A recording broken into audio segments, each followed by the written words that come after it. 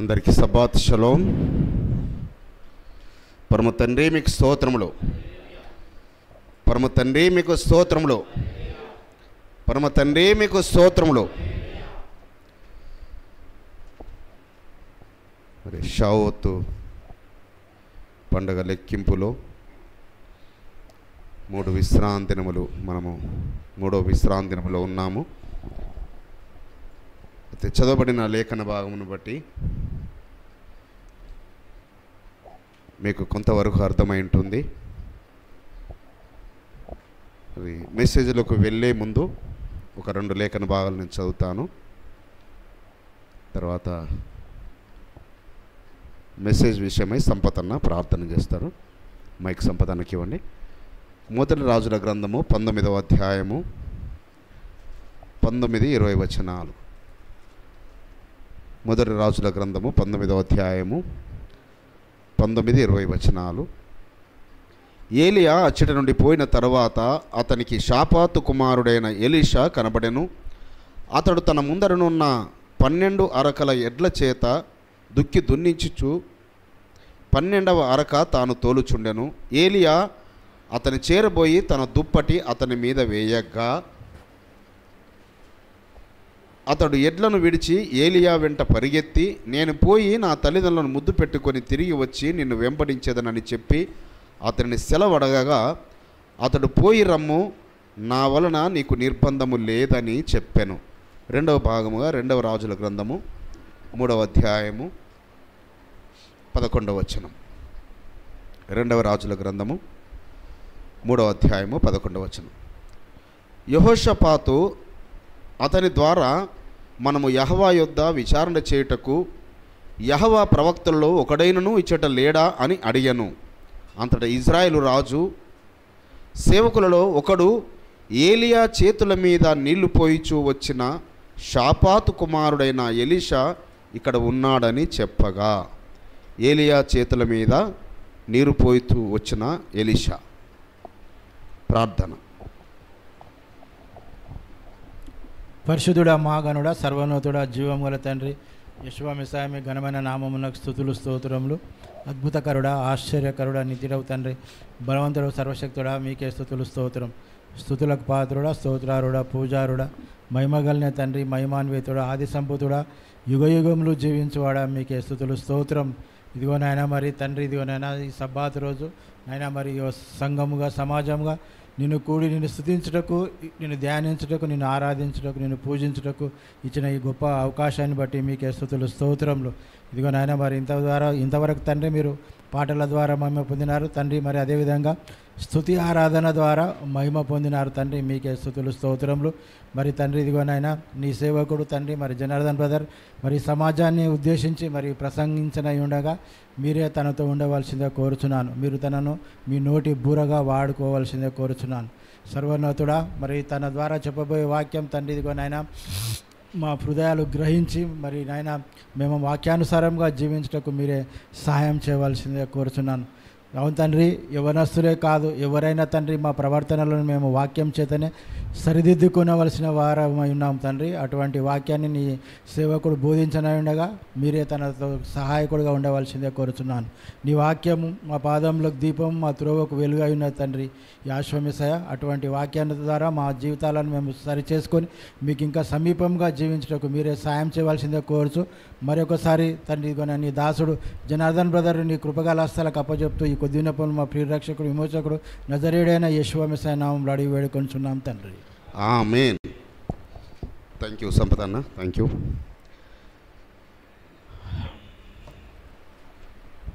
So ఈ లేఖనములో చదివిన విషయాలను బట్టి మీకు మరి ఏలియా ఎలీషాల గురించి ఏ రీతిగా ఏలియా గారి యొక్క చేతుల మీద నీరు పోస్తూ వచ్చారో ఎలీషా గారు, ఏ రీతిగా ఆయన పిలిచిన పిలుపును మరి విధేయుడై ఏ విధముగా ఏలియా గారిని వెంబడించారో మరి చూసినట్టయితే ఈ సృష్టిలో ఎవరైనా చెప్పుకుంటారు అంటే గురు శిష్యులు గురు శిష్యుల బంధము గురించి చెప్తారు అని అంటే ఎవరైనా అంటే మొట్టమొదటి గురు శిష్యుల బంధం గురించి చెప్పేది ఏలియా ఎలీషాల గారి గురించి.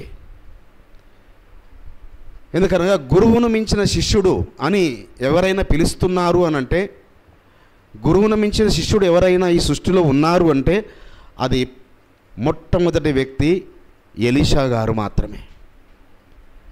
గురువును మించిన శిష్యుడు ఎలా అయ్యాడు? గురువును మించిన శిష్యుడు. సో అతను ఏలియా గారు వచ్చినప్పుడు మరి అతన్ని శిష్యుని తన యొక్క స్థానంలో తన బాధ్యతలు అప్పగించడానికి కొరకు ఏలియా గారు వారి గ్రామానికి వెళ్ళినప్పుడు అతను 12 అరకలో మరి దున్నుతున్నాడు. 12వ అరక అతను తోలుతున్నాడు. వెంటనే చెప్పాడు, వెళ్ళి అయ్యా నువ్వు నన్ను వెంపడించు అని దుప్పటి కప్పగానే అనగా ఏలియా గారి మీద ఉన్న ఆత్మ ఎలీషా గారి మీదకి వెళ్ళిపోయింది. ఎప్పుడైతే తను దుప్పటి కప్పాడో విధేయుడు అయిపోయాడు, అంతే. ఇంకా ఏం మాట్లాడలేదు. అయ్యా మరి నాకు చాలా ఇంత పెద్ద గొప్ప వ్యవసాయం ఉంది కదా, మరి పాడి పంటలు ఉన్నాయి కదా, నా తల్లిదండ్రులు ఉన్నారు కదా, వీరై ఏమవుతారు ఇవన్నీ ఏం ఆలోచించలేదు. వెళ్ళి మా అమ్మ నాన్నకు ముద్దు పెట్టుకొని వస్తాను, నాకు సెలవు ఇవ్వండి, మా అమ్మ నాన్నకు ముద్దు పెట్టుకొని వస్తాను అంటే వీడుకోలు. సో నేను వెళ్ళిపోతున్నాను, ఇంకా పరిచర్య చేయడానికి కొరకు పరమతండ్రి పని మీద, పరమతండ్రి కార్యముల మీద నేను వెళ్ళవలసి ఉందని తల్లిదండ్రుల దగ్గర అంటే నా వలన నీకు ఆటంకం ఏమి లేదు, నువ్వు వెళ్ళి రా. సో ఆయన యొక్క మరి ఆ యొక్క ఎద్దులను బలిచ్చి ఆ యొక్క అరక మరి కర్రలతో అక్కడ విందు చేసినట్టుగా మనం చూస్తుంటుంటాం. అనగా విధేయుడై ఆయనలో ఏం కనబడుతుంది? విధేయత కనబడుతుంది. ఎలీషా గారిలో ఏలియా గారు ఎప్పుడైతే పిలిచారో పరిచర్య గురించి విధేయుడై ఆయన కొనసాగుచున్నాడు. అయితే మనము చదువుకున్న లేఖన భాగంలో మరి 2వ రాజుల గ్రంథంలో 2వ అధ్యాయంలో చూసినట్టయితే మరి గిల్గాలు నుంచి మరి బేతేలుకు వెళుతున్నాడు ఏలియా గారు. నువ్వు ఇక్కడే ఉండు బాబు అని అంటే, లేదు నువ్వు ఎక్కడికి వెళ్తే నేను అక్కడికి వస్తాను అంటాడు. గిల్గాల్ నుంచి బేతేలుకు బేతేలు నుంచి లేదు, నేను ఎరుకోకు వెళ్ళవలసి ఉంది, నువ్వు ఇక్కడే ఆగిపో అంటే, లేదు మీరు ఎక్కడికి వెళుతారో నేను అక్కడికి వస్తాను. ఎరుకోకు వెళుతాడు. ఎరుకోకు వెళ్ళిన తర్వాత నేను యోర్దాన్ నది వెళ్ళవలసి ఉంది, నువ్వు ఇక్కడ ఆగిపో. లేదు మీరు ఎక్కడికి వెళ్తారో నేను అక్కడికి వెళ్తాను. ఇంకా అర్థమైపోయింది ఏలియా గారికి, ఇతను నన్ను వదిలిపెట్టాడు. అయితే బాబు నేను నీ యొద్ద నుంచి కొనిపోబడక మునుపు నా వలన నీకు ఏమి కావాలని కోరుకుంటున్నావు అడుగు అని అన్నాడు. నా వలన నీకు ఏమి కావాలి, ఏమి లాభం కావాలి, ఏం మేలు కావాలి, ఇంతకాలము నాకు పరిచర్య చేస్తూ వచ్చావు కదా. ఏమని రాయబడింది? ఆయన చేతుల మీద నీరు పోస్తూ వచ్చాడు. చేతుల మీద నీరు పోయడం అని అంటే మనం భోజనం చేసిన తర్వాత మరి మన చేతుల మీద నీరు భోజనానికి ముందు చేతులు కడుక్కోవడానికి కానీ, భోజనం చేసిన తర్వాత కానీ, మన ఇంటికి ఒక మంచి అతిథి వచ్చినట్టు అవుతే, లేకుంటే గొప్పవారికి ఈ కార్యములు చేస్తుంటుంటారు. మరి మండపేటలో అయితే మరి అక్కడికి వచ్చే అతిథులు అందరికీ చేస్తుంటుంటారు. వారి ఆతిథ్యం అలా ఉంటుంది మండపేట సమాజంలో. అయితే ఇక్కడ ఏమని ఆ యెహోషాపాతు ఇజ్రాయెల్ రాజుతో అంటున్నాడు, ఏంటి మనకు ఇక్కడ మనం విచారించడానికి కొరకు, ఆ యుద్ధానికి వెళ్ళడానికి కొరకు ఎవరు ఇంకా ప్రవక్తలు ఎవరు లేరా అంటే, ఒకతనున్నాడు, ఏలియా గారి మీద చేతుల మీద నీరు పోసిన ఎలీషా అని అతను ఉన్నారు. సో దీనికి సాదృశ్యం ఏంది? ఏలియా గారి చేతుల మీద నీరు పోయడం అనగా మనం ఎవరు గుర్తు రావాలి? మోషే యెహోషువ గారు గుర్తు రావాలి.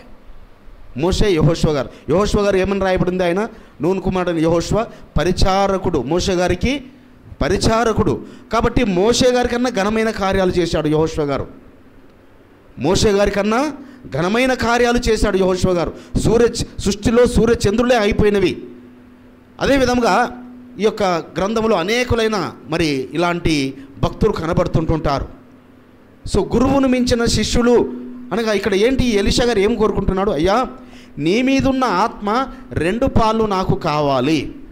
చాలామంది దీన్ని అర్థం చేసుకోక ఏమనుకుంటారంటే 2 పాళ్ళు అంటే 100లో 10 పాళ్ళు ఉంటాయి, అందులో ఒక 2 పాళ్ళు అంటే 20% అని అనుకుంటుంటారు. అంటే ఏలియా గారి మీద 100% ఆత్మ ఉంటే ఒక 2 పాళ్ళు, అందులో 10 పాళ్ళల్లో ఒక 2 పాళ్ళు అని, లేదంటే 4 భాగాలు, కొన్ని ప్రాంతాల్లో 4 భాగాలు అంటారు. 4 భాగాల్లో 2 భాగాలు అంటే ఈయనకు 50% వచ్చిందని, లేక ఇంకా కొందరైతే 2% వచ్చిందని. కానీ అక్కడ 2 పాళ్ళు కాదు, రెట్టింపు. అయ్యా ఇది అసలు ఏ శిష్యుడు కోరుకోడు. జనరల్గా అయ్యా నీకున్న సమానమైన జ్ఞానం నాకు రావాలని కోరుకుంటారు. మరి ఎలీషా గారిది ఏమైనా అత్యాశనా? కాదు, ఆయన యొక్క విధేయత అలాంటిది, ఆయన లోబడే తత్వం అది అలాంటిది, ఆయన పరిచర్య అలాంటిది, అలాంటి నమ్మకస్తుడు యెహోషువ గారు మోషే గారి దగ్గర ఎలా నమ్మకంగా ఉండి పరమ తండ్రి చేత దీవించబడ్డాడో, ఓ యెహోషువ, నేను ఇజ్రాయేల్ ప్రజల ఎదుట నేను నిన్ను గొప్ప చేయ మొదలు పెడతానంటాడు. కాబట్టి బిడ్డలారా, మనల్ని ఎవరినైనా గొప్ప చేయాలంటే పరమ తండ్రి మనల్ని గొప్ప చేయాలి, మొదలు పెట్టాలి. మనల్ని మనం గొప్ప చేసుకుంటామంటే కాదు, పరమ తండ్రి మనల్ని గొప్ప చేయాలి. మనల్ని మనము గొప్పవారంగా కనపరచాలని మనం అనుకుంటే కాదు, అది మనం అవలేము గొప్పవారము. అందుకే యాషోమిసే వారు చెప్తాడు కదా, తనను తాను హెచ్చించుకున్నవాడు తగ్గించబడతాడు. ఇది యథార్థము సుమా. ఎవరైతే తనకు తాను నేను గొప్పవాడినను నేను హెచ్చించుకోవాలని చూస్తా. కానీ ఇక్కడ ఎలీషా గారి యొక్క ఆశ అది కాదు. అయ్యా నేను ఉన్నాను కదా, మీ మీద ఉన్న ఆత్మ నాకు డబుల్ కావాలి, రెట్టింపు కావాలి. ఎందుకంటే యోబు గారు గుర్తొచ్చి ఉంటారు, ఎలీషా గారికి యోబు గారు గుర్తొచ్చి ఉంటారు. యోబు గారు శ్రమలన్నీ పొందుకున్న తర్వాత, ఆ పరీక్షింపబడిన తర్వాత ఎంత ఆశీర్వాదం పొందుకున్నాడు? రెట్టింపు ఆశీర్వాదం పొందుకున్నాడు. ప్రతిదీ రెట్టింపు కలిగింది ఆయనకు, ప్రతిదీ రెట్టింపు ఆశీర్వాదం. అదే విధంగా ఎలీషా గారు కూడా అదే ఆశపడుతున్నాడు. అయ్యా 9వ వచనంలో 2వ అధ్యాయం 2వ రాజుల గ్రంథము 2వ అధ్యాయం 9వ వచనంలో చూసినట్టుది, నేను నీ యొద్ద నుండి తీయబడక మునుపు నీ కొరకు నేనేమి చేయకూర్చున్నావని తను అడుగుమని చెప్పగా, ఎలీషా నీకు కలిగిన ఆత్మలో 2 పాలు నా మీదకి వచ్చినట్లు దయచేయము. అయితే అడియా నువ్వు అడిగింది చాలా కష్టమైంది ఇది అనగా ఆయన స్వాధీనంలో లేనిది అని అన్నట్టుగా తను చెప్తున్నాడు ఏలియా గారి కోసం. అయితే నేను కొనిపోబడిన తర్వాత మళ్ళీ నేను కనుక నీకు కనబడితే అది నువ్వు పొందుకుంటావు. నేను కొనిపోబడిన తర్వాత, కానీ ఆయన కొనిపోబడిన తర్వాత ఏలియా గారు కనబడలేదు, కానీ ఏలియా గారి మీద ఉన్న దుప్పటి వచ్చి ఆయన మీద పడింది. సో మొట్టమొదటగా ఎలీషా గారు పరిచయం అయినప్పుడు, ఎలీషా గారు కనబడినప్పుడు ఏలియా గారు ఏం చేశారు? దుప్పటిని ఆయన మీద వేశాడు. ఆ ఆత్మ వెళ్ళింది ఆయన మీదకి, ఏలియా గారి మీద ఉన్న ఆత్మ. మళ్ళీ పరలోకపు తండ్రి ఆ ఎలీషా యందు ప్రసన్నుడై మళ్ళీ ఆ యొక్క ఏలియా గారు కొనిపోబడ్డారు, కానీ ఏలియా గారి మీద ఉన్న ఆ పై వస్త్రము, ఆ పై దుప్పటి మరి ఎలీషా గారి మీదకి రావడము అనగా రెట్టింపు ఆత్మను పరలోకపు తండ్రి పంపాడు. ఈయన కోరుకున్నాడు, ఏలియా గారు విజ్ఞాపన చేశారు, పరమ తండ్రి ఆ విజ్ఞాపన మన్నించి రెట్టింపు బహుమానమును అనగా రెట్టింపు ఆత్మను. అయితే నా గురువు నాకు కనబడలేదు, నేను అడిగింది పొందుకోలేను అని ఆయన మరి కొంత భారముతో బాధతో ఆ దుప్పటి తీసుకొని నీళ్ళల్లో, ఆ యోర్దాను నీళ్ళల్లో కొట్టాడు. యోర్దాను నీళ్ళు అంటే ఎక్కడున్నాడు? యెహోవా నువ్వు ఎక్కడున్నావయ్యా? మళ్ళీ నా గురువు కనబడలేదు, నేను అడిగింది పొందుకోలేకపోయానని ఒక బాధలో ఉండి ఆ దుప్పటితో కొట్టినప్పుడు ఏం జరిగింది? యోర్దాను నీళ్ళు విడిపోయి ఆరిన నేల ఏర్పడింది. అక్కడ నుంచి చూస్తున్నారు, ఎరికో నుంచి ఆ ప్రవక్తలు శిష్యులు, ఓహో ఏలియా గారి మీద ఏ ఆత్మ ఉందో ఎలీషా గారి మీద కూడా అదే ఆత్మ. అయితే ఇక్కడ రెట్టింపు ఆత్మ అనగా ఏలియా గారు ఎన్ని కార్యాలు చేశారో అంతకన్నా డబుల్ కన్నా ఎక్కువ చేశారు ఎలీషా గారు. ఏలియా గారు ఎన్ని కార్యాలైతే, ఎన్ని అద్భుతాలైతే ఈ భూమి మీద చేశారో ఎలీషా గారు ఆయన కన్నా డబుల్ కన్నా ఎక్కువ. సో మనం డబుల్ అనుకుందాం, ఎందుకంటే రెట్టింపు ఆత్మ కాబట్టి. మరి ఏలియా గారు 16 అద్భుతాలు చేస్తే డబుల్ అంటే తెలుసు కదా, ఇక నేను చెప్పాల్సిన అవసరం ఉందా? సో ఎలీషా గారు ఎన్ని చేసినట్టు? 32 అద్భుతాలు. సో ఏలియా గారు 16 అద్భుతాలు చేస్తే ఎలీషా గారు 32 అద్భుతాలు చేశారు. అందులో కొన్ని అద్భుతాలు మనము చూసుకుందాం ఈ దినమున. అన్నీ చూసుకోవడం కష్టము, కొన్ని అద్భుతాలు. అయితే దేన్ని బట్టి ఆయన పొందుకున్నాడు అనగా ఆయనలో ఉన్నది మొట్టమొదటి క్యారెక్టర్ ఏంది? ఆయనది విధేయత, లోబడే తత్వము. సో ఆయన ఆస్తిని కానీ, తన యొక్క ధనమును కానీ, తన ఐశ్వర్యమును కానీ, తన ఘనతను కానీ అవన్నీ పక్కకు పెట్టేసి పరిచర్య గురించి, దేని గురించి బయలుదేరాడు? ఏలియా గారి చేతుల మీద నీళ్లు పోయడానికి కొరకు, ఆయనకు పరిచర్య చేయడానికి కొరకు, ఆయనకు పరిచర్య చేస్తే నేను పరమ తండ్రి యొద్ద నుంచి బహుమానమును పొందుకుంటాను. నేను ఏలియా గారికి పరిచర్య చేస్తే, ఎందుకంటే అప్పటికే ఏలియా గారు ఇజ్రాయెల్ దేశం అంతా చాలా ఆయన గొప్ప ప్రవక్తగా పేరు పొందుకున్నాడు. అయితే ఏలియా గారికి అగ్ని ప్రవక్త అని పేరు. ఏలియా గారికి ఏం ప్రవక్త అని పేరు? అగ్ని ప్రవక్త. అదేవిధంగా ఎలీషా గారికి ఏ ప్రవక్త అని జస్ట్ గెస్ చేయండి. ఏలియా గారికి అగ్ని ప్రవక్త అయితే ఎలీషా గారికి ఏ ప్రవక్త అని? జలముల ప్రవక్త. ఎలీషా గారికి జలముల ప్రవక్త, ఆయననేమో అగ్ని ప్రవక్త. అయితే అంటే ఆయన ప్రార్థన చేస్తే అగ్ని దిగి వచ్చింది. ఎవరు? ఏలియా గారు ప్రార్థన చేస్తే ఆ యొక్క 400 మంది మరి ఆ బయలుదేవత ప్రవక్తలు ఒక ఎద్దును పెట్టి వాళ్ళు ప్రార్థన చేస్తే ఆ బలి అర్పించబడదు. కానీ ఏలియా గారు ఆ ఎద్దును మరి ఖండించి ఆ కర్రల మీద పేర్చి దాని చుట్టూ నీరు పోసి ప్రార్థన చేస్తే అగ్ని దిగి వచ్చింది. కాబట్టి ఏలియా గారు ప్రార్థన చేస్తే అగ్ని దిగి వచ్చింది. మరి ఒక మాట చూసుకుందాము. మొదటి రాజుల గ్రంథము 17వ అధ్యాయం మొదటి వచనంలో, అంతట గిలాదు కాపురస్తుల సంబంధియును తిష్బీయుడునైనా ఏలియా అహాబు నొద్దకు వచ్చి ఎవని సన్నిధిని నేను నిలవబడి ఉన్నాను, ఇశ్రాయేలు ఎలోహిమైన ఆ యెహోవా జీవముతోడు నా మాట ప్రకారము గాక ఈ సంవత్సరములలో మంచైనను వర్షమైనను పడదని ప్రకటించను. సో ఇజ్రాయెల్ రాజు యొద్దకు వెళ్ళి ఏలియా ఏం ప్రకటిస్తున్నాడు? అయ్యా, ఇక కరువు రాబోతుంది, ఇక వర్షం పడదు, ఇక మంచు కురవదు, ఈ దేశానికి శ్రమ రాబోతున్నది, బాధ రాబోతుంది. ఎందుకనగా నువ్వు చేస్తున్నా మరి పాప కార్యాలను బట్టి, దోష కార్యాలను బట్టి. సో ఇజ్రాయెల్ ప్రజల మీదకి ఒక శాపం రాబోతుందని ఆహాబు రాజును ఏలియా గారు వెళ్ళి హెచ్చరిస్తున్నాడు. అనగా అక్కడ మరి కరువు రాబోతున్నది, వర్షము కురవకుండా మరి ఆ ఇజ్రాయెల్ ప్రజలకు శ్రమ రాబోతున్నది. ఆ కరువు కాలంలోనే ఆయన ఏం చేశారు? 17వ అధ్యాయంలో 14, 15, 16 వర్షం చూడమ్మా. భూమి మీద యెహోవా వర్షము కురిపించు వరకు ఆ తొట్టిలో ఉన్న పిండి తక్కువ కాదు, బుడ్డిలో నూనె అయిపోదని ఇశ్రాయేలు ఎలోహిమైన యెహోవా సెలవిచ్చి ఉన్నాడు అనెను. అంతటా ఆమె వెళ్ళి ఏలియా చెప్పిన మాట చొప్పున చేయగా అతడును ఆమెయు ఆమె ఇంటి వారును అనేక దినములు భోజనము చేయొచ్చు. మనకు తెలుసు, చాలా మార్లు వింటుంటాము. సో అక్కడ ఒక సారెపాతు విధవరాలు తనకున్న కొద్ది పిండిని తీసుకెళ్ళి మరి కర్ర ముక్కలు తెచ్చుకొని, కట్టె పుల్లలు తెచ్చుకొని సో రొట్టె చేసుకొని తిని ఇంకా చనిపోదాము అని తనకు కుమారుడు ఉన్నాడు. అయితే ఆ సమయంలో ఏలియా గారు వెళ్ళి, అమ్మా నాకు మొదట అప్పడము నాకు ఇవ్వమనడము. సో ఆమె ఇచ్చిన తర్వాత ఏం జరిగింది? అనేక సంవత్సరాలు అనగా మళ్ళీ ఆ వర్షము కురియు వరకు, భూమి మీద వర్షం కురియు వరకు, ఆ కరువు పోయే వరకు అనగా దాదాపుగా 3.5 సంవత్సరాలు ఆ తొట్టిలో ఉన్న పిండి అయిపోలేదు, ఆ బుడ్డిలో ఉన్న నూనె అయిపోలేదు.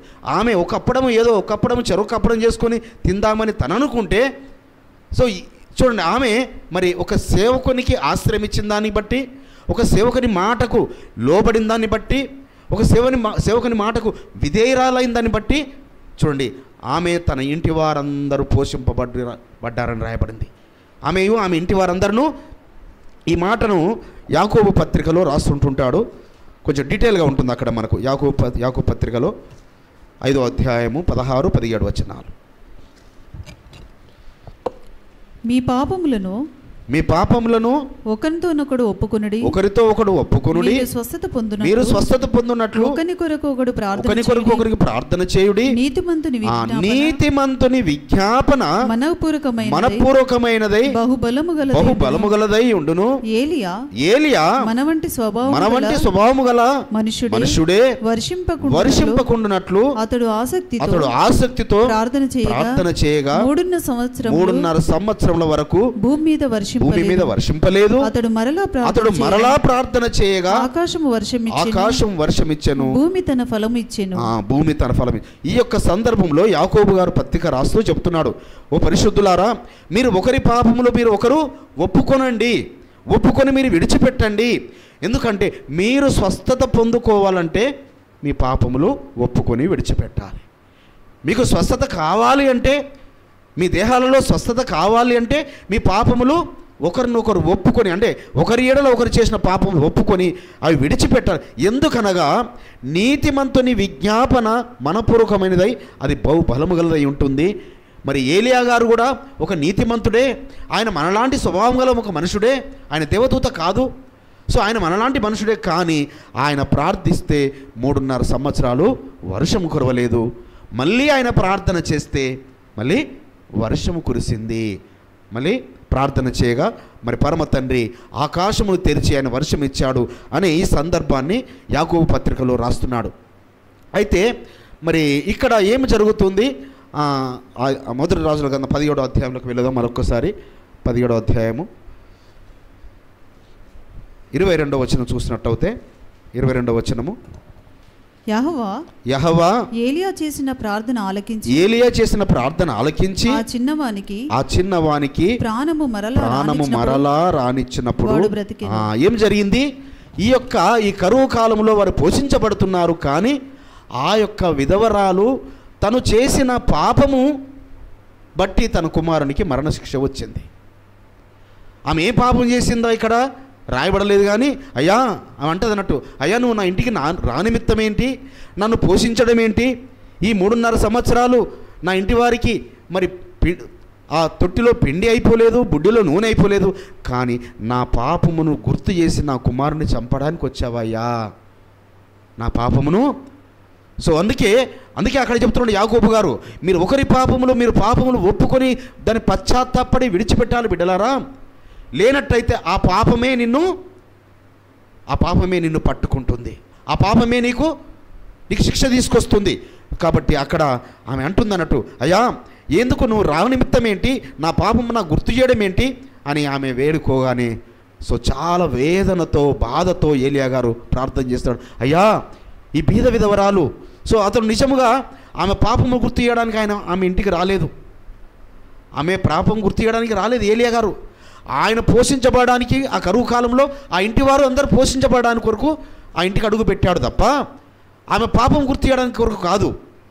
అయితే ఆమె గ్రహించుకున్నది, ఆ కుమారునికి ఆ మరణం ఎందుకు వచ్చిందంటే నా పాపమును బట్టి నా కుమారునికి మరణం వచ్చిందని. అయ్యా నా పాపము నాకు గుర్తు చేయడం ఏంటి, నా కుమారుని చంపడం ఏంటి. అప్పుడు ఆయన వేదనతో బాధతో ప్రార్థన చేసినప్పుడు మళ్ళీ ఆ కుమారుడు బ్రతుకుతాడు.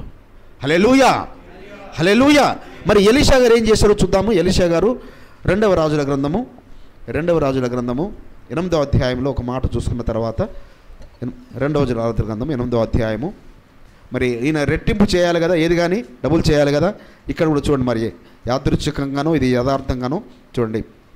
8వ అధ్యాయం మొదటి వచనం, 2వ రాజులు 8వ అధ్యాయము మొదటి వచనం. ఒకనాడు ఎలీషా తాను బ్రతికించిన బిడ్డకు తల్లి అయిన ఆమెను పిలిచి యెహోవా క్షామకాలము రప్పింపబోచున్నాడు, 7 సంవత్సరములు దేశములో క్షామము కలుగునని చెప్పి నీవు లేచి నీవును నీ ఇంటి వారును ఎచ్చట ఉండుట అనుకూలము అచ్చటికి పోవుడనగా. ఎవరి గురించి చెప్తున్నాడు? షునేమీయురాలు ఏం చేసింది? ఎలీషా గారికి ఏం చేసింది? ఆ దారిన వస్తూ వెళుతున్న ఈ దైవజనుడు భక్తిగల అతను అని తన భర్తతో మాట్లాడి తన ఇంటి మేడపైన ఒక గది కట్టించి ఆ గదిలో ఆయనకు ఒక బల్లను, ఆయనకు పరుపును, ఆయనకు దీపస్తంభమును పెట్టి ఆయనకు ఆతిథ్యం ఇస్తుంది. అయితే ఈ ఇస్తున్న సమయంలో, ఆయన ఆతిథ్యం పొందుకున్న సమయంలో ఏం చూశాడు ఆయన? ఆమెకున్న లోటును చూశాడు. ఆమెకు వాళ్ళ భర్త వృద్ధుడయ్యాడు, ఆమెకు గర్భఫలము లేదు, సంతానము లేదు అని ఆమెను గుర్తెరిగి గర్భఫలము కుమారునిచ్చాడు. కుమారుని ఆయన ప్రార్థన చేయడం వల్ల పరమ తండ్రి ఆయన కుమారునిచ్చాడు. అంతేకాదు ఆ కుమారుడు పెరిగి కొంచెం పెద్దవాడైన తర్వాత మళ్ళీ చనిపోయాడు. చనిపోయిన కుమారుణ్ణి మళ్ళీ బ్రతికించి అప్పగించాడు. అందుకే అది చెప్తున్నాను ఇక్కడ, తాను బ్రతికించిన బిడ్డకు తల్లి అయిన ఆమెను పిలిచి అని అందుకే అంటున్నాడు ఇక్కడ. సో అక్కడ చూడండి, ఆమెకు గర్భఫలము, ఆమెకు సంతానముకు అవసరతము ఉన్నది అని ఆయన గ్రహించి, అంటే ఏలియా గారేమో చనిపోయిన కుమారుణ్ణి బ్రతికించి ఇచ్చాడు, ఇక్కడ ఈయన కుమారుణ్ణి ఇచ్చాడు. మళ్ళీ ఆ కుమారుడు చనిపోతే ఆ కుమారుణ్ణి బ్రతికింపజేసి మళ్ళీ జీవంలోనికి ఆయనను జీవంలోనికి నడిపించి అప్పగించాడు. అయితే ఇజ్రాయెల్ దేశంలో ఏలియా గారు ఉన్న కాలంలోనేమో 3.5 సంవత్సరాలు కరువు కాలం వస్తే ఎలీషా గారి కాలంలో చూడండి, ఆశీర్వాదమైన డబ్బులే ఉంది, శిక్ష అయినా కూడా డబ్బులే ఉంది. సో ఆశీర్వాదము డబ్బులు ఉంటే సంతోషము, అవునా కాదా? ఆశీర్వాదము రెట్టింపు ఉంటే సంతోషము, కానీ శిక్ష రెట్టింపు ఉంటే అది తట్టుకోలేంది, భరించలేంది.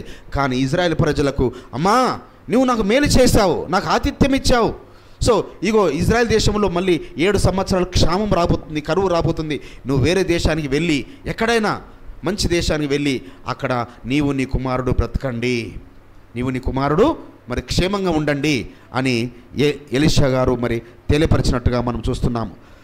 సో నేను ఇందాక చెప్పాను కదా అగ్ని ప్రవక్త అని. ఏ రీతిగా అగ్ని ప్రవక్తను? మొదటి రాజుల గ్రంథము ఒక మాట చూసుకుందాం, 18వ అధ్యాయము 38వ వచనం. 18:38.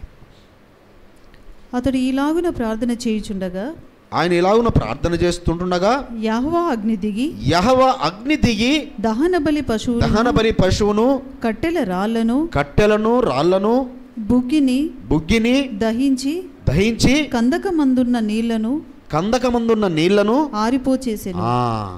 సో ఏలియా గారు ప్రార్థన చేస్తుంటే ఏం జరిగింది? ఆకాశం నుంచి అగ్ని దిగి వచ్చింది. చూడండి, ఆయనకు ఎన్ని గుండెలుంటే ఆ సవాలు చేస్తాడు, ఎంత ధైర్యం ఉంటే. అంటే పరమ తండ్రి తను చేసే విజ్ఞాపన ఆలకించి ఆకాశం నుంచి అగ్ని కురిపిస్తాడని ఆయనకు విశ్వాసము, ఆయనకు నమ్మకము. సో కాబట్టి అక్కడ మరి ఇజ్రాయెల్ ప్రజలకు హెచ్చరిస్తుంటాడు, మీరు యెహోవా ఎలోహిం అయితే ఆయనను సేవించండి, లేదా బయలుదేవత అయితే బయలుదేవతను సేవించండి, ఎందుకు 2 తలంపుల మధ్యలో మీరు ఉంటారు అని ఇజ్రాయెల్ రాజును ఇజ్రాయెల్ ప్రజలను హెచ్చరిస్తూ మరి ఆ బలి దగ్గర ఆయన ఒక్కడు ఒకవైపు, 850 మంది ప్రవక్తలు ఒకవైపు, 850 మంది ఒకవైపు, ఒక్కడు ఒకవైపు. తర్వాత మరి ఆ అగ్ని దిగి వచ్చే బలి అర్పించబడిన తర్వాత ఒకే ఒక్కడు 850 మందిని చంపాడు. ఒకే ఒక్కడు ఆ 850 మంది ప్రవక్తలను సో ఏలియా గారు ఒక్కరే చంపినట్టుగా మనం చూస్తున్నాం. అయితే ఇది జరిగిన తర్వాత మరి ఎవరు? ఆహాబు భార్య ఈయనను చంపాలని చూస్తుంటుంటుంది, ఏలియా గారిని చంపాలని చూస్తుంటుంటుంది. ఈయన పారిపోవాలని భయపడుతుంటుంటాడు. ఇంత ధైర్యంగా చేసిన, ఇన్ని కార్యములు చేసిన ఆయన భయపడుతుంటుంటాడు. అయితే వారి కుమారుడు ఒకసారి మరి జబ్బు పడి ఉంటే 2వ రాజుల గ్రంథం చూసినట్టయితే 2వ రాజుల గ్రంథం 9వ వచనంలో చూడండి. వెంటనే ఇది ఎవరంటే ఆహాబు చనిపోయిన తర్వాత ఆహాబు కుమారుడైన అహజ్య మరి అతను మేడ గదిలో నుంచి పడిపోయి ఆయన జబ్బు పడి ఉంటాడు. అయితే బయల్జేబుల్ దేవత దగ్గరికి వెళ్ళి నేను మళ్ళీ బాగా అవుతానా లేదా విచారణ చేయడానికి కొరకు తన పనివారిని పంపుతాడు. ఆ పనివారిని పంపుతుంటే ఏలియా గారు వెళ్ళి, ఎందుకు ఇజ్రాయెల్ దేశంలో ఎలోహిం అనే అతను ఉన్నాడని మీరు ఎరగక ఆ షోమ్రోన్ దేవత దగ్గరకు విచారణ చేయడానికి వెళుతున్నారా, వెళ్ళి నువ్వు మీ రాజుకు చెప్పండి అంటే ఆయన ఏం చేస్తాడు? 50 మంది పంచదశాధిపతులు 50 మందికి ఒక అధికారిని నియమించి ఆ 50 మంది అధికారిని పంపించి అతను తీసుకురాపండి, ఏలియాను నా దగ్గర తీసుకురాని అని పంపించినప్పుడు చదవండి ఇప్పుడు 9వ వచనం. వెంటనే రాజు 70 మందికి అధిపతి అయిన యొకరిని వాని 70 మందితో కూడా ఏలియా యొద్దకు పంపెను. అతడు కొండ మీద కూర్చుని ఉండగా అధిపతి ఎక్కి అతని సమీపమునకు పోయి యెహోవా జనుడా నీవు దిగి రావాలనని రాజు ఆజ్ఞాపించున్నాడనను. అందుకు ఏలియా నేను యెహోవా జనుడనైతే అగ్ని ఆకాశం నుండి దిగి వచ్చి నిన్ను నీ 70 మందిని దహించునుగాక. చూడండి, సో ఆ అధిపతి వచ్చి ఏమంటున్నాడు? ఓ ఏలియా, చూడు మా రాజు రమ్మంటున్నావు, నువ్వు కుండ మిగిలి దిగిరా, నువ్వు దైవజనుడు, ఓ దైవజనుడు అంటే. సో అంటే దైవజనుణ్ణి ఎలా పిలవాలో, ఎలా గౌరవ మర్యాదలతో పిలవాలో ఆ గౌరవ మర్యాదలు లేకుండా మా రాజు రమ్మంటున్నాను నువ్వు దిగిరా కుండ మీకు వెళ్ళనేసరికల్లా నేను నిజంగా ఆయన జనుడనే అయితే, ఎలోహిం జనుడనే అయితే, నేను దైవజనుడనే అయితే అగ్ని ఆకాశం నుండి దిగి వచ్చి మీ 50 మందిని దహించి వేయునుగాక. సో దీన్ని బట్టి ఆయన అగ్ని ప్రవక్త అని. సో ఆ 50 మంది మరి కాలిపోతారు. తర్వాత రాజు ఇంకొక 50 మందిని అధికారిని పంపిస్తాడు. అతను అంతే, ఎందుకంటే యదా రాజా తదా ప్రజ. రాజు గర్విష్ఠులైతే ప్రజలంతా గర్విష్ఠులే ఉంటారు. సో ఒక ఇంటికి యజమాని గర్విష్ఠులు అవుతే ఇంటి వారందరూ గర్విష్ఠులు అవుతారు. ఒక ఇంటికి యజమాని అబద్ధికుడు అవుతే ఇంటి వారందరూ అబద్ధికులు అవుతారు. ఒక సేవకుడు నడిపిస్తే ఒక సేవకుడు ఒక దుర్మార్గుడు అయితే మరి ఆ సేవలో ఉన్న విశ్వాసులందరూ కూడా దుర్మార్గులుగానే ఉంటారు. కాబట్టి ఇక్కడ ఆ రాజు యొక్క గర్వము మళ్ళీ ఇంకో 50 మంది వచ్చి అతను సేమ అదే పలుకుతాడు, నేను నిజంగా దైవజనున్నైతే అగ్ని దిగి వచ్చి నేను దహించి వేనుగాక అంటాడు. మళ్ళీ ఆ 50 మంది ఇకనైనా బుద్ధి వచ్చింది ఆ రాజుకు. మళ్ళీ మూడో అధికారిని పంపించాడు. కానీ ఆ అధికారి జ్ఞాన వివేచన ఆత్మ కలిగిన వాడు. అతను జ్ఞాన వివేచన ఆత్మ కలిగి అతను వచ్చి మోకరిల్లి, అయ్యా నా ప్రాణము నా 50 మంది యొక్క అధికారుల ప్రాణము నీ దృష్టికి ప్రేమైనది అవునుగాక. సో అతని దీనత్వము చూడండి. అతను ఒక దీనత్వముతో, అయ్యా మరి రాజు మిమ్మల్ని రమ్మంటున్నారు మీ వద్ద విచారణ చేయడానికి కొరకు. సో అక్కడ మరి ఏలియా గారు అతన్ని మరి దీవిస్తాడు. ఆయన చెప్పాల్సిన కార్యములు, ఆయన జరగబోయే కార్యములు తనకు తెలియపరుస్తాడు. కాబట్టి సో ఇజ్రాయేల్ ప్రజలను రాజులను నడిపించింది ప్రవక్తలే. ప్రవక్తలు వారధులుగా ఉండేవారు. వారు పరమ తండ్రికి ఇజ్రాయేల్ ప్రజలకు వారధులుగా ఉండేవారు. వారికి వచ్చిన శ్రమలలో, వారికి వచ్చిన శత్రు అసలు ఇంకా చెప్పాలంటే మరి ఎలీషా గారు చూసినట్టు అయితే మనం చూద్దాము. ఎలీషా గారు ఇంకా కొన్ని ఘనమైన కార్యములు ఏం చేశారో. 2వ రాజుల గ్రంథము 4వ అధ్యాయము 41వ వచనం. 2వ రాజుల గ్రంథము 4వ అధ్యాయము. అతడు పిండి కొంత తెమ్మనెను వారు తేగ కుండలో దాన్ని వేసి జనులు భోజనము చేయుటకు వడ్డించుడని చెప్పాను. దానికన్నా ముందు ఇంకొకటి ఉంటుందమ్మా, నీటిలో ఉప్పు వేయమంటాడు. అది 2వ అధ్యాయం అనుకుంటా. 2వ అధ్యాయము 2వ రాజులకు గ్రంథము 2వ అధ్యాయము 19-20 వచనం చూడండి. 19-20 వచనం. అంతటా ఆ పట్టణపు వారు ఈ పట్టణమున్న చోటు రమ్యమైనదని మా ఇళ్ళవాడవైన నీకు కనబడుచున్నది కదా. కానీ నీళ్లు మంచివి కావు. అందుచేత భూమియు నిస్సారమై ఉన్నదని ఎలీషాతో అనగా అతడు కొత్త పాత్రలో ఉప్పు వేసి నా యొద్దకు తీసుకుని రండని వారితో చెప్పెను. వారు దాన్ని తీసుకుని రాగా అతడు ఆ నీటి ఊట యొద్దకు పోయి అందులో ఉప్పు వేసి యెహోవా సెలవిచ్చినది ఏమనగా ఈ నీటిని నేను బాగు చేసి ఉన్నాను. అక్కడ చూడండి, ఆ నీరు విషపూరితమై ఉన్నది. ఆ నీటిని బట్టి ఆ నేలంతా పంటలు పండకుండా నిస్సారవంతంగా ఉంది అని ఎలీషా గారికి చెప్పినప్పుడు, ఒక కొత్త కుండలో ఉప్పు వేస్తే, నిజంగా ఒక కొత్త కుండలో ఉప్పు వేస్తే విస్తారమైన జలవుట ఎలా శుద్ధి అవుతుంది? విస్తారమైన జలవుట అనగా ఆ యొక్క సేవకుని యొక్క మాటలో, ఆ సేవకుని యొక్క మరి ప్రార్థనలో, ఆ సేవకుని యొక్క మాట శుద్ధమైనది, పరిశుద్ధమైంది. అందుకే ఆయన జలములకు ప్రవక్త అని.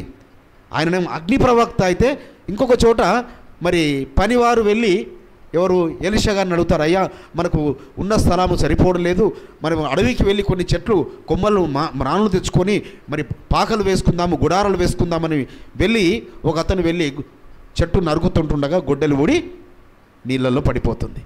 అక్కడ ఎలీషా గారు ఉంటారు, అయ్యా ఎక్కడ పడిందనంటే, అయ్యా పలానా చోట పడిందంటే ఒక ఆకు తీసి అక్కడ వేస్తారు. ఆకుని తీసి వేస్తే ఒక ఐరన్ రాడు అంటే ఒక పెద్దది గొడ్డలి అంటే పైకి తేలడం ఏంటి? సో అంటే ఈయన ఎలీషా గారు ఎలాంటి రెట్టింపు కార్యాలు చేశాడో, రెట్టింపు అద్భుతాలు చేశాడో మనము కొన్ని చూసుకుంటున్నాము. 2వ రాజుల గ్రంథం ఇందాక చూసినాం కదా, విషాహారంలో మరి అక్కడ కూడా ఆయన బాగు చేసినట్టుగా. 2వ రాజుల గ్రంథం అదే 4వ అధ్యాయము 42-43 వచనాలు చూస్తే, 4వ అధ్యాయము.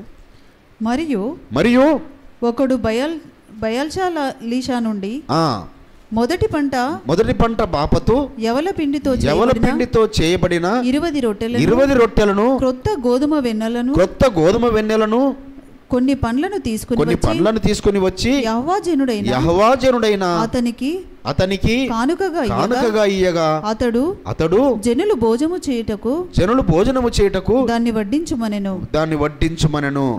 అయితే అతని పనివాడు 100 మందికి వడ్డించుటకు ఇవి ఎంతవని చెప్పగా అతడు వారు తినగా మిగులునని యెహోవా సెలవిచ్చి ఉన్నాడు గనుక జనులు భోజనము చేయునట్లు వడ్డించుమని మరలా ఆజ్ఞ ఇచ్చెను. పనివాడు వారికి వడ్డింపగా యెహోవా సెలవిచ్చినట్లు అది వారు తినిన తర్వాత మిగిలిపోయాను. 20 రొట్టెలు 100 మందికి. సో 20 రొట్టెలు 100 మందికి ఎలా సరిపోతాయి? ఒక్కొక్కరు దాదాపు 2 రొట్టెలు 3 రొట్టెలు 4 రొట్టెలు, ఇక రొట్టెలు కొన్ని ప్రాంతాల్లో రొట్టెలు తినేవారు అయితే చాలా ఎక్కువ రొట్టెలు కూడా తింటుంటారు. కానీ 20 రొట్టెలు 100 మందికి ఎలా సరిపోతాయి అని వారు ఆ పనివారు అంటుంటే, సో ఇవి సరిపోవడమే కాదు, తినగా మిగులుతాయని యెహోవా సెలవిచ్చాడు. అందుకే ఏలియా గారినేమో యాషోమెస్సే అంటారు కదా, మీరు చెప్పినట్టుగా పరమతని చెప్పినట్టుగా ఏలియా మీ మధ్యలోకి వచ్చాడు, కానీ మీరు అతన్ని హింసించారు, చంపారు అంటాడు. సో మీరు ఎవరి గురించి చెప్తున్నాడు అక్కడ? బాప్తిసమిచ్చు యోహాను గారి గురించి చెప్తుంటాడు. అనగా ఏలియా ఆత్మ కలిగిన వ్యక్తి బాప్తిసమిచ్చు యోహాను గారు. అదేవిధంగా ఎలీషా గారు ఎవరి ఆత్మను కలిగిన వారు అని అంటే యాషువా మెస్సే గారి ఆత్మ కలిగిన వ్యక్తిగా, యాషువా మెస్సే వారి ఆత్మ కలిగిన వ్యక్తిగా చెప్తుంటారు. ఎందుకు? దేని బట్టి అనగా ఈ సృష్టిలో ఎవరి ఎముకల కన్నా వారిని సమాధి చేసిన తర్వాత ఎవరన్నా వారికి వారు స్వయంగా లేచిన వారు ఉన్నారా? ఎవరన్నా సమాధి నుంచి వారికి వారు స్వయంగా లేచింది ఇంతవరకు సృష్టిలో ఎవరు లేరు. అది నజరేయుడైన యాషువా మెస్సే వారు ఒక్కరే. కానీ ఆయన ఎముకలకు తలిగి చనిపోయిన వ్యక్తి బ్రతకడం ఎలా? ఆయన ఎముకలకు ఎవరు? ఎలీషా గారి యొక్క ఎముకలకు తలిగి. చూడండి 2వ రాజుల గ్రంథము 13వ అధ్యాయము 21వ వచనం. 20-21 తరువాత ఎలీషా మృతి పొందగా వారు అతన్ని సమాధిలో ఉంచిరి. ఒక సంవత్సరం గడిచిన తర్వాత మోయాబీయుల సైన్యము దేశం మీదికి వచ్చినప్పుడు కొందరు ఒక శవమును పాతిపెట్టుచు సైన్యమునకు భయపడి ఆ శవమును ఎలీషా యొక్క సమాధిలో ఉంచగా దింపిన ఆ శవము ఎలీషా శల్యములకు తగిలినప్పుడు అది తిరిగి బ్రతికి కాళ్ళు మోపి నిలిచెను. ఇదెంత అద్భుతం చెప్పండి. ఈ అద్భుతం అసలు ఎలా ఆయన ఎముకలు లేస్తాయంటే అది అర్థం ఉంది. ఇప్పుడు మన విశ్వాసం మన నిరీక్షణ ఏంటి? మనం ఈ లోకంలో యాత్ర ముగిస్తే సమాధుల నుంచి మన ఎముకలు మహిమాశరీరంతో లేస్తాయని మన విశ్వాసం, మన నిరీక్షణ. మనవారు ఒకవేళ మన తరంలో ఆయన రాకడ ఉండి మనం ఎత్తబడితే మనవారు మన ఆత్మీయులు, మన తల్లులు, లేకుంటే మన నానమ్మలు, మన తాతలు, మన అమ్మమ్మలు నిద్రించిన వారు సమాధి నుంచి లేస్తారని మన యొక్క విశ్వాసము, నిరీక్షణ.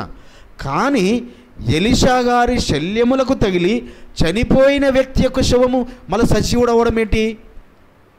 సో కాబట్టి ఈ కార్యాన్ని బట్టి అనగా పునరుత్థానమునకు సాదృశ్యముగా ఆయన ఎముకలు ఉన్నవి, ఆయన ఎముకలకు తగిలియే చనిపోయిన వ్యక్తి సజీవుడయ్యాడు అని దీన్ని బట్టి యాషువా మెస్సీయకు సాదృశ్యముగా ఉన్నారంటారు. కానీ యాషువా మెస్సీతో సమానుడు కాదు. సో ఏలియా ఆత్మ కలిగిన వ్యక్తి యోహాను గారు, కానీ యోహాను గారు వేరే, ఏలియా గారు వేరే. కానీ ఇక్కడ వీరు చేస్తున్న ఈ ఘనమైన కార్యాలు మనం చూసినప్పుడు మరి ఇంకా ఎలీషా గారు ఇంకా కొన్ని కార్యాలు ఏం చేస్తారో చూద్దాము. 2వ రాజుల గ్రంథము 5వ అధ్యాయము 14వ వచనం. 2వ రాజుల గ్రంథము 5వ అధ్యాయము. అతడు పోయి యెహోవా జనుడు చెప్పినట్టు యోర్దాను నదిలో 7 మార్లు మునగగా అతని దేహము పసిపిల్ల దేహము వలనై అతడు శుద్ధుడాయను. ఎవరిది అతను? నయమాను. సో నయమాను మరి ఇజ్రాయెల్ దేశంలో అనేకులైన లూకాసు వార్తలో చెప్తాడు యాషువా మెస్సే వారు, ఇజ్రాయెల్ దేశంలో కుష్ఠవ్యాధి గలవారు అనేకులు ఉన్నారు. అందరూ స్వస్థత పొందుకున్నారా ఆ యోర్దాన్ నదిలో మునిగి? అనగా యోర్దాన్ నదిలో నీళ్ళల్లో ఉందా ఘనత? కాదు సుమా, యోర్దాన్ నది నీళ్ళల్లో ఘనత లేదు. ఎలోహిమి జనుడి యొక్క, దైవజను యొక్క మాటలో, వాక్కులో వాక్శక్తి, వాక్శుద్ధి అనగా మన వాక్కు శుద్ధి గలదిగా ఉండాలి. మన మాట శుద్ధమైనది, పరిశుద్ధమైనది ఉండాలి. సో ఈ నోటనే మరి మంచి మాటలు పలకడము, బూతు మాటలు పలకడం ఉండకూడదు. ఈ నోట సో ఒక నోట నుంచే, ఒక జల నుంచే చేదు నీరు, తీపి నీరు వస్తాయా? ఒక జల నుంచి తీపి నీరు, చేదు నీరు రావు. కాబట్టి ఈ యొక్క ప్రవక్త ఏంటంటే వాక్శుద్ధి కలిగిన, వాక్శక్తి కాదు సుమా, వాక్శక్తి కాదు, వాక్శుద్ధి. వాక్శక్తి చాలామందికి ఉంటుంది. లోకంలో గ్రంథం తెలియని వారికి కూడా వాక్శక్తి ఉంటుంది. వాక్శక్తితోనే మోసం చేస్తుంటుంటారు, వాక్శక్తితోని వ్యాపారాల్లో మరి బురుడిలు కొట్టిస్తుంటారు, మార్కెటింగ్లో అలాంటి వారు ఉంటుంటుంటారు. వాక్శక్తితో, వాక్శక్తికి వేరు, వాక్శుద్ధి వేరు. మన వాక్కు శుద్ధముగా ఉండాలి. మన అంతరంగాల్లో నుంచి రావాలి మన మాటలు. అంతరంగాల్లో నుంచి అంటే హృదయం అంతరంగము శుద్ధంగా ఉంటే మన నోటి నుంచి పలకబడే మాట శుద్ధంగా ఉంటుంది. ఆ ప్రార్థన ఆ సన్నిధికి చేర్చబడుతుంది. హృదయమంతా దోపుడుతో నిండి, హృదయమంతా దుర్మార్గముతో నిండి, హృదయమంతా కపటముతో నిండి, హృదయమంతా కుళ్ళుతో నిండి, హృదయమంతా పాపముతో నిండి ఈ నోటి నుంచి ఎంత ప్రార్థన చేసినా, ఎంత కన్నీరు కాచినా, ఎంత మొర్ర పెట్టినా దానికి జవాబు ఉండదు. కాబట్టి వాక్శుద్ధి కలిగిన ఈ యొక్క ఎలీషా గారు ఆజ్ఞాపించాడు. నయమాను వెళ్ళి యోర్దాను నదిలో 7 మార్లు మునిగి స్వస్థత పొందుకున్నాడు. కానీ చూడండి, ఇలాంటి రెట్టింపు ఆత్మ కలిగిన వ్యక్తి దగ్గర పెరుగుతున్న వ్యక్తి ఒకసారి మనం పరీక్షించుకుందాం. మనం ఉంటే ఏం చేసేవాళ్ళం? ఇప్పుడు ఏలియా గారి దగ్గర నమ్మకంగా ఉండి, ఎలీషా గారు ఏలియా గారి చేతుల మీద నీళ్లు పోస్తూ ఆయనకు పరిచారకుడుగా ఉండి, నమ్మకంగా ఉండి, విధేయుడుగా ఉండి, ఎవరి సొత్తును ఆశించకుండా, సో ఆయన దీనుడుగా, శుద్ధుడిగా ఉన్నాడు కాబట్టి రెట్టింపు ఆత్మను పొందుకున్నాడు. ఇదంతా చూశాడు కదా గేహాజీ చూశాడు కదా. మనం ఉంటే ఏం చేసేవాళ్ళం? నిజంగా ఒకసారి మనం పరీక్షించుకోవాలి. ఆ యొక్క ఎలీషా గారి దగ్గర రెట్టింపు ఆత్మ కలిగిన వ్యక్తి దగ్గర ఉంటే నిజంగా నేనైతే ఎప్పుడు ఆయన పాదాల చెంతనే ఉండేవాడిని, పాదాలు పట్టుకునే ఉండేవాడిని, పాదాల చెంతనే పడి ఉండేవాడిని. పాదాల చెంత పడి ఉంటే వాళ్ళు చేసేదే చేస్తాం మనము. వాళ్ళ పాదాల చింత పడి ఉంటే వాళ్ళు చేసేది, వాళ్ళ నెత్తి మీద ఎక్కడానికి చూస్తే ఇక వాళ్ళకన్నా ఘనకార్యాలు చేస్తాం. కానీ గేహాజీ ఏం చేశాడు? ఆ నయమాను మరి గొప్ప గొప్ప ధనం తీసుకొని వచ్చాడు. చాలా విస్తారమైన బంగారం తీసుకొచ్చాడు. అది గాడిదల మీద, ఒంటెల మీద తీసుకొచ్చాడు. ధనమును, వస్త్రములు. మరి ఎందుకంటే ఒక దేశం సైన్యాధిపతి ఆయన, అనేక దేశాలు తిరిగాడు, అనేక దేశాలు. సో ఆయన ఖర్చు పెట్టని ఎంత ఖర్చు పెట్టాలో అంత ఖర్చు పెట్టాడు ఆ కుష్ఠవ్యాధి పోగొట్టుకోవడానికి కొరకు. కానీ ఈ కుష్ఠవ్యాధి పోతుందట, ఈ ఇజ్రాయెల్ దేశంలో ఒక ప్రవక్త ఉన్నాడట అని ముందుగానే ఆయన గొప్ప బహుమానములు అన్నీ తీసుకొని వచ్చాడు. అయ్యా ఇవి తీసుకోండి అంటే, ఇది సమయము కాదు అంటే ఇప్పుడు సమయమా? ఎలీషా గారు తీసుకునేది అప్పుడు సమయం కాదంటే ఇప్పుడు సమయమా? ఎప్పుడూ సమయం కాదు. స్వస్థత పొందుకుంటే, ఎందుకంటే యాషోమెస్సేవారు స్వస్థత పరిచినప్పుడు వారు కానుకలు ఇవ్వాలంటే ఆయన ఏమని చెప్తాడు? మోషే నియమించబడిన కానుకను వెళ్ళి మీరు మందిరంలో వేయండి అంటాడు. సో అతను తీసుకోవడం కాదు. కానీ ఇక్కడ గేహాజీ ఏం చేశాడు? ఆశించాడు, వెళ్ళాడు.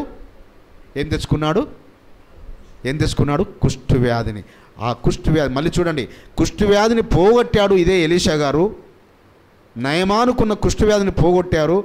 ఆ కుష్ఠవ్యాధిని తన శిష్యుడికి అంటగట్టాడు.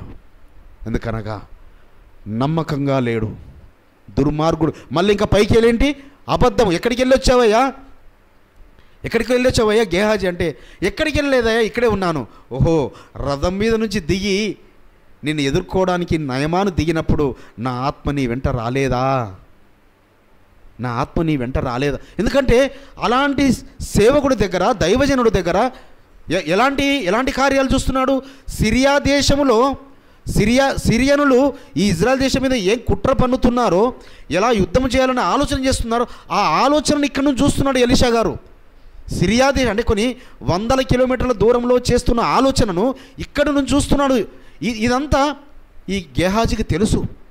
ఎలాంటి వ్యక్తి అయినా, ఎలాంటి ప్రవక్తనైనా, ఎలాంటి ఆత్మ కలిగిన వ్యక్తి, కానీ ఆశించిన దాన్ని వెళ్ళి ఆశించి వెళ్ళి ఏం తెచ్చుకున్నాడు?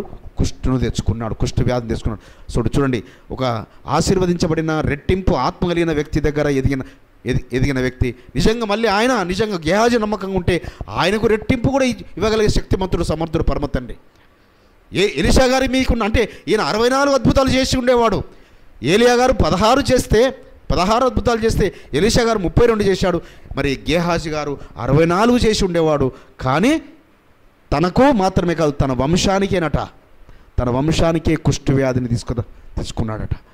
కాబట్టి బిడ్డలారా, మనము ఆ విధంగా కాకుండా మనం ఆశీర్వాదాలు తెచ్చిపెట్టేవారముగా ఆ మాట ఒకసారి చదువుదామా? 2వ రాజుల గ్రంథము 5వ అధ్యాయము 25, 26, 27. 2వ రాజుల గ్రంథము మీరు ఒక రాసుకున్న తర్వాత చూసుకోండి. ఇంకొక మాట చెప్పి నేను ముగిస్తాను. 2వ రాజుల గ్రంథము 6వ అధ్యాయము 18వ వచనం. 2వ రాజుల గ్రంథము 6వ అధ్యాయము 18వ వచనం. ఆ దండువారు అతని సమీపించినప్పుడు ఎలీషా ఈ జనులను అంధత్వముతో మొత్తుమని యెహోవాను వేడుకొనగా ఆయన ఎలీషా చేసిన ప్రార్థన చొప్పున వారిని అంధత్వముతో మొత్తెను. ఎవరు? సిరియా సైన్యాధిపతి. మనలో ఎవరో ఉన్నారు, మనలో ఇన్ఫర్మేషన్ ఇచ్చేవారు అక్కడికి వారికంటే అయ్యా ఇన్ఫర్మేషన్ ఇచ్చేవారు ఎవరు లేరు.